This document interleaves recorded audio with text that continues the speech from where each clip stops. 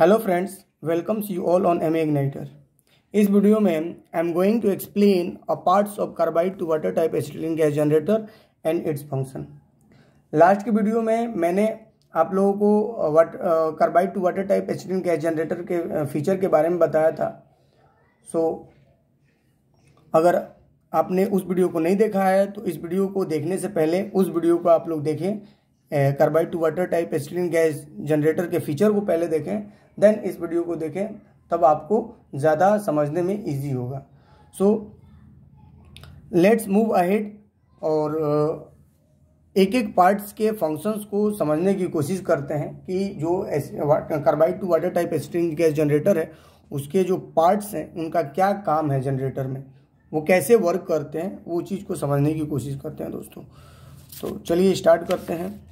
आप लोग के सामने ये ब्लॉक डायग्राम है, जैसा कि आप लोगों को मैं पिछले भी वीडियो में दिखाया था।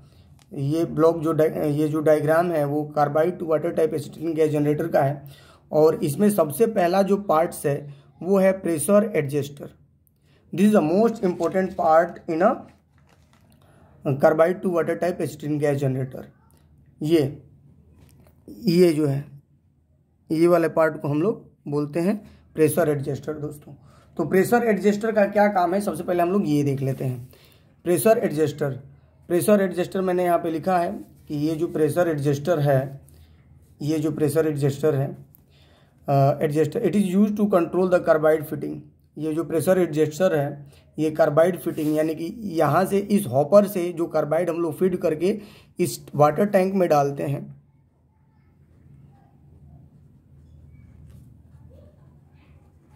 इस वाटर टैंक में जो हम लोग कार्बाइड को डालते हैं तो यहाँ से फीड वाल्व के द्वारा हम लोग फीड करते हैं। तो यहाँ पे जो फीडिंग है इस हॉपर से कार्बाइड की जो फीडिंग है, हॉपर से इस कार्बाइड की जो फीडिंग है उसको ये कंट्रोल करता है, प्रेशर एडजस्टर कंट्रोल करता है। यानी कि इसमें हमें बहुत बड़ी ज़्यादा मात्रा में कार्बाइड को डालना है या कम मात्रा में कार्बाइड को डालना है, ये सारा का सारा कंट्रोल प्रेशर एडजस्टर के हाथ में है, वो यही कंट्रोल करता है दोस्तों। यानी कि इसमें और चीज़ है कि मोर प्रेशर मोर feeding, low pressure less feeding. यानी कि जितना हम लोग प्रेशर एडजस्टर पे प्रेशर डालेंगे उतना ज़्यादा ये वाल्व खुलेगा और ज़्यादा फीडिंग होगा, मतलब बहुत बड़ी मात्रा में कार्बाइड हॉपर से वाटर टैंक में गिरेगा, फॉल करेगा। इसलिए बोलते हैं कि मोर प्रेशर मोर फीडिंग। यानी कि ज़्यादा इस पे अगर हम लोग प्रेशर एडजस्टर पे प्रेशर बहुत ज़्यादा बढ़ा देते हैं तो जैसे जितना ज़्यादा प्रेशर बढ़ाएंगे, क्योंकि प्रेशर बढ़ाएंगे तो ये फीड रॉड इसी से कनेक्टेड है। तो फीड रॉड क्या करता है कि ये फीड वाल्व को धक्का देकर के खोल देता है। तो जितना प्रेशर एडजस्टर को हम लोग टाइट करेंगे, उस पर प्रेशर देंगे, उतना ज़्यादा फीड वाल्व खुलता है।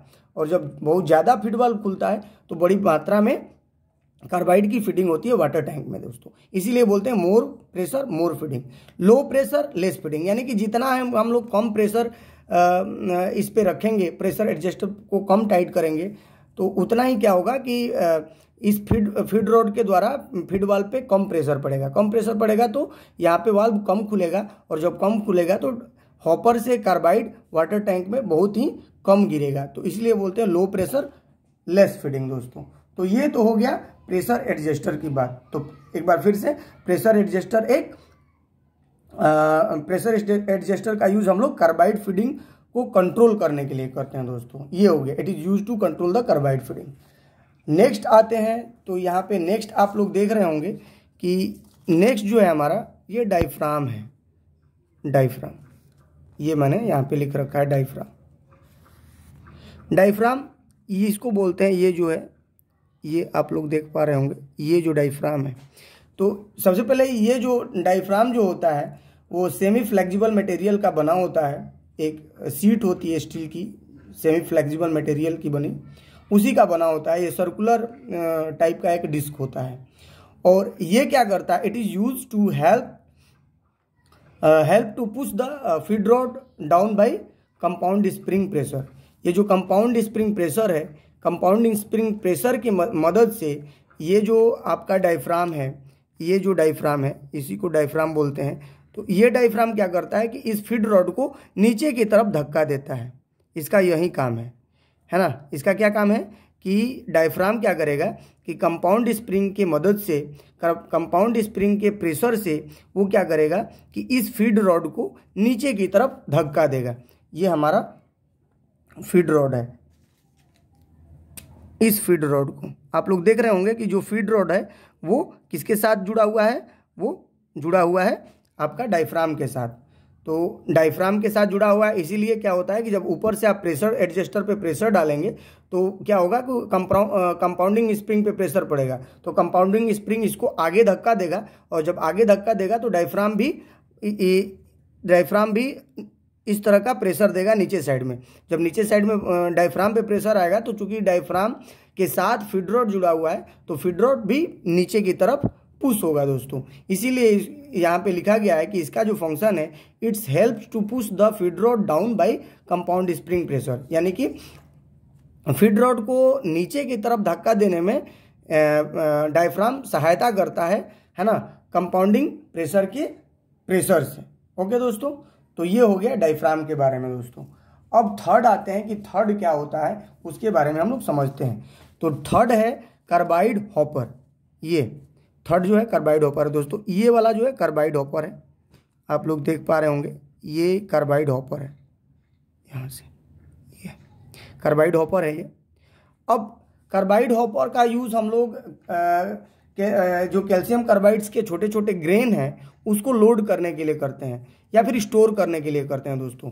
तो मैंने यहाँ पे लिख रखा है, it is use to store equal size of calcium carbide blocks और ग्रेन्स, यानी कि इस हॉपर का यूज़ हम लोग एक समान मात्रा के कैल्शियम कार्बाइड्स के ग्रेन्स को स्टोर करने के लिए करते हैं।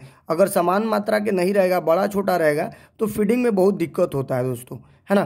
तो इसीलिए हम लोग क्या करते हैं कि जो कैल्शियम कार्बाइड इसमें हम लोग लोड करते हैं या फिर स्टोर करते हैं, उसकी जो साइज होगी वो इक्वल रखते हैं दोस्तों। और आप लोगों को पता होगा कि इसमें जो हम लोग कैल्शियम कार्बाइड फीड करते हैं वो हम लोग 14 NDT ग्रेड के कैल्शियम कार्बाइड को इसके अंदर फीड किया जाता है दोस्तों, है ना।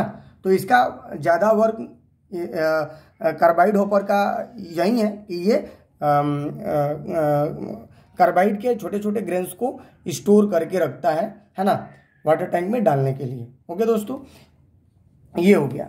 अब फोर्थ आते हैं। फोर्थ नंबर क्या है? फोर्थ नंबर में है फीड रॉड। ये फीड रॉड, ये आप लोगों को जो मैंने बताया था। तो ये फीड रॉड क्या है? It is use to open the feed valve with diaphragm by compounding spring pressure, compound spring pressure. यानी कि आप लोग को पता चल गया होगा कि ये जो फीड रॉड का काम है वो क्या काम करता है कि ये जो फीड वाल्व है इसको ओपन करता है। किसको? ये फीड वाल्व को ओपन करेगा फीड रॉड, क्योंकि दोस्तों जब हम लोग प्रेशर एडजस्टर पे प्रेशर डालेंगे तो वो प्रेशर स्प्रिंग पे आता है, और स्प्रिंग प्रेशर किस पे आता है? डायफ्राम पे आता है। चूंकि डायफ्राम से हमारा फीड रॉड जुड़ा हुआ है तो जो स्प्रिंग का प्रेशर है वो डायफ्राम पे आता है। डायफ्राम फिर नीचे की तरफ डाउनवर्ड पुश होता है, और डाउनवर्ड जब पुश होता है तो ये फीड रॉड को भी नीचे की तरफ पुश करता है, और जब नीचे की तरफ पुश करता है तो क्या होता है कि ये फीड वाल्व को धक्का दे करके खोल देता है, ओपन कर देता है। तो इसीलिए बोला जाता है कि फीड रॉड का काम है कि वो फीड वाल्व को खोले, किसके साथ मिल करके? डायफ्राम के साथ मिल करके। और प्रेशर किसका रहेगा? तो कंपाउंड स्प्रिंग का प्रेशर रहेगा दोस्तों, ठीक है। तो ये हो गया हमारा फीड रॉड का वर्क। नेक्स्ट बढ़ते हैं, फिफ्थ में देखते हैं कि फिफ्थ नंबर क्या है। तो फिफ्थ नंबर है फीड वाल्व दोस्तों। ये तो आप लोग पता चल गया होगा इतना इसके पार्ट्स के बारे में। आप लोगों ने 4 पार्ट्स के बारे में समझ गया, तो फीड वाल्व के बारे में आप लोगों को बेसिकली समझ में आ गया होगा कि फीड वाल्व क्या करता है कि ये जो कार्बाइड के छोटे छोटे ग्रेन्स हैं उनको वाटर टैंक में अलाउ करता है। अगर ये वाल्व नहीं खुलेगा तो ये जो कार्बाइड के छोटे छोटे ग्रेन्स हैं वो वाटर टैंक में नहीं आ पाएंगे, इधर नहीं आ पाएंगे वाटर टैंक में, अगर ये अलाउ नहीं करेगा तो, है ना दोस्तों। तो ये नीचे में नहीं आके बैठ पाएंगे। तो यहाँ पे मैंने लिख रखा है feed valve, it is use to allow the carbide grains into water tank, यानी कि कार्बाइड ग्रेन्स को ये क्या करता है? अलाउ करता है किसमें? वाटर टैंक में आने के लिए। अगर ये ओपन नहीं होगा, क्लोज रहेगा, तो हॉपर से कार्बाइड इस वाटर टैंक में नहीं आ पाएगा दोस्तों। ये जो वाल्व होता है, ये मैंने पिछले वीडियो में बताया था कि नॉन रिटर्न टाइप के नेचर, नॉन रिटर्निंग वाल्व ये होता है, यानी कि एक बार खुल जाएगा तो ये तो अलाउ कर देगा, लेकिन अगर आप रिटर्न बैक जाना चाहते हैं तो ये फिर आपको बैक जाने नहीं देगा दोस्तों। वो मैं आगे जब इसके वर्किंग प्रिंसिपल बताऊंगा तो बताऊंगा। नॉन रिटर्न टाइप का ये वाल्व होता है, नॉन रिटर्निंग वाल्व इसको कहते हैं। ठीक है, तो ये हो गया फीड वाल्व। नेक्स्ट आते हैं, नेक्स्ट हम लोग देख लेते हैं। नेक्स्ट है रिलीफ वाल्व। यहाँ पे है दोस्तों रिलीफ वाल्व। तो it is use to minimize the risk of cylinder rupture when excessive pressure built in the cylinder. ये कह रहा है कि रिलीफ वाल्व का ये काम है कि जब सिलेंडर यहाँ पे नहीं होगा, यहाँ पे सिलेंडर नहीं होगा, इसको हम लोग ये इसको मैं लिख देता हूँ यहाँ पे। ये है आपका गैस स्टोरेज चैम्बर, यानी कि सिलेंडर की जगह गैस स्टोरेज,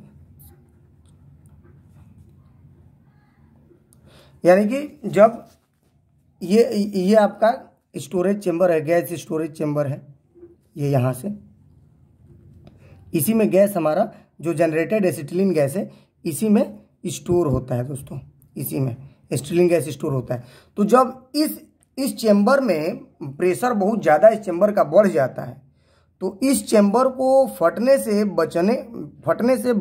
ये जो रिलीफ वाल्व बचाता है, फटने नहीं देता है। फटने से बचाने के लिए हम लोग रिलीफ वाल्व लगाते हैं। तो यही लिखा गया है, it is use to minimize the risk of cylinder rupture, यानी कि सिलेंडर को क्रैक होने या डैमेज होने से बचाने के लिए रिलीफ वाल्व का हम लोग यूज करते हैं। और ये कब हो सकता है? जब इस चेंबर में गैस प्रेशर बहुत ज़्यादा बढ़ जाए, गैस का प्रेशर बहुत ज़्यादा इंक्रीज कर जाए, तब इसका फटने का चांस होता है, या फिर क्रैक होने का, या फिर डैमेज होने का चांस रहता है। तो उस टाइम में ये वर्क करता है रिलीफ वाल्व। और यहाँ पे क्या होता है कि इस सिलेंडर को फटने से, रैप्चर होने से बचाता है। अब ये कैसे काम करता है कि जब एक प्रेशर सेट किया गया रहता है कि इतने प्रेशर पे सिलेंडर, मतलब कि इतने प्रेशर पे सिलेंडर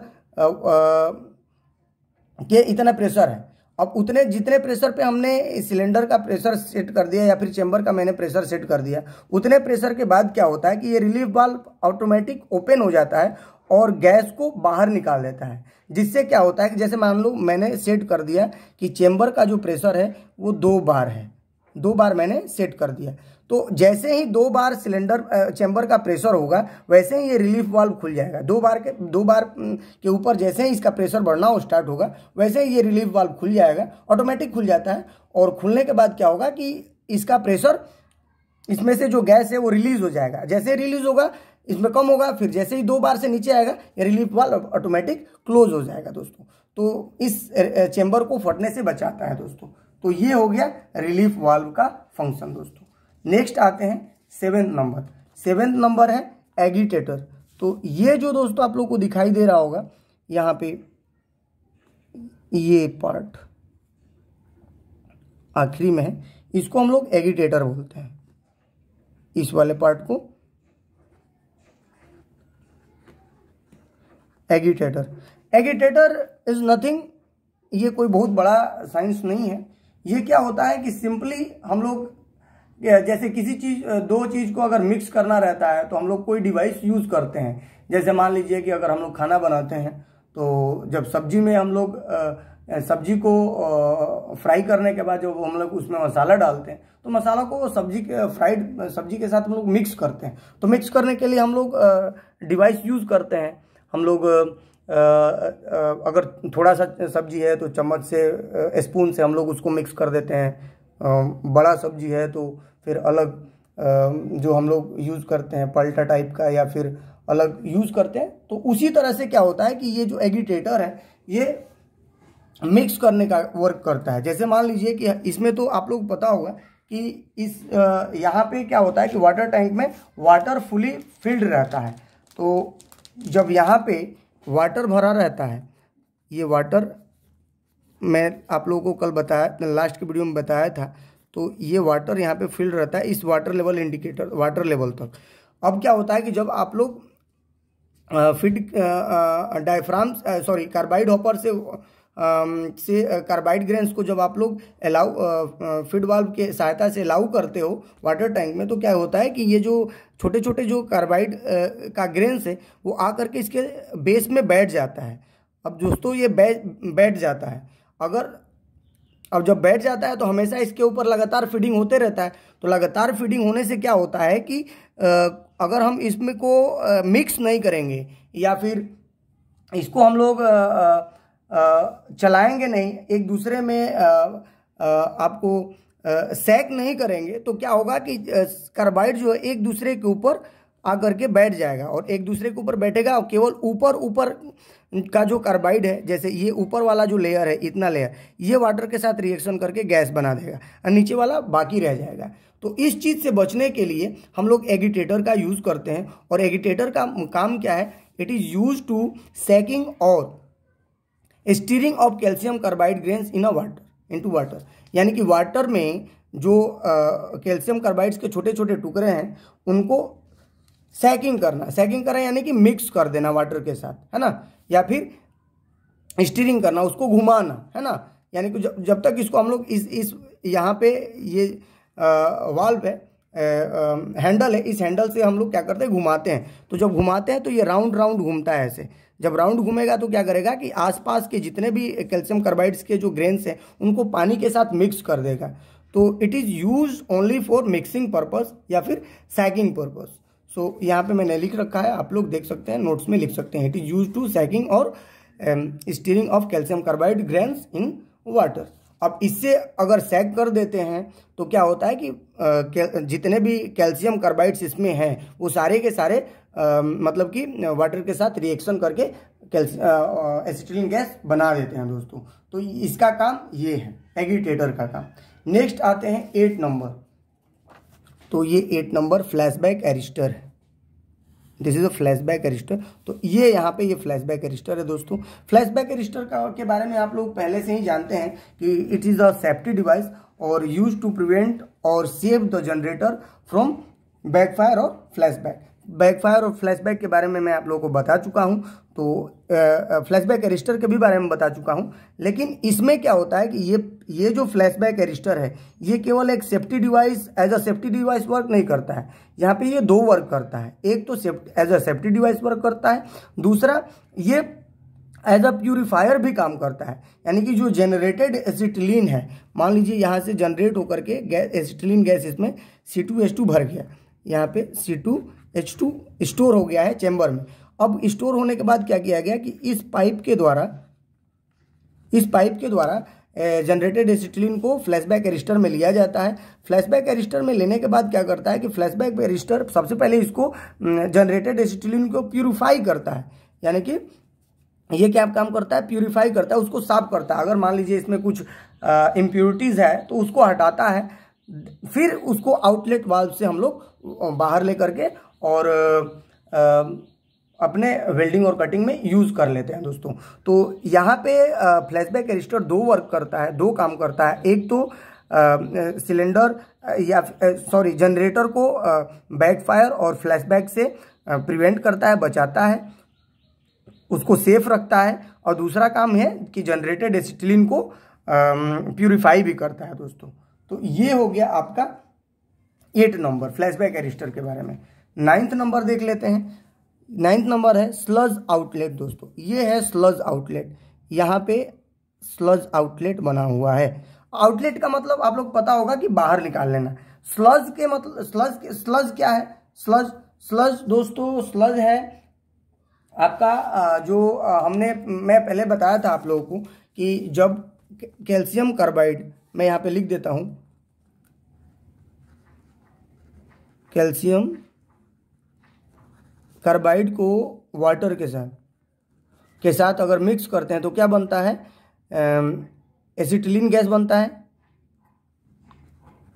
एसिटिलीन गैस प्लस और क्या बनता है, कैल्शियम हाइड्रोक्साइड, है ना।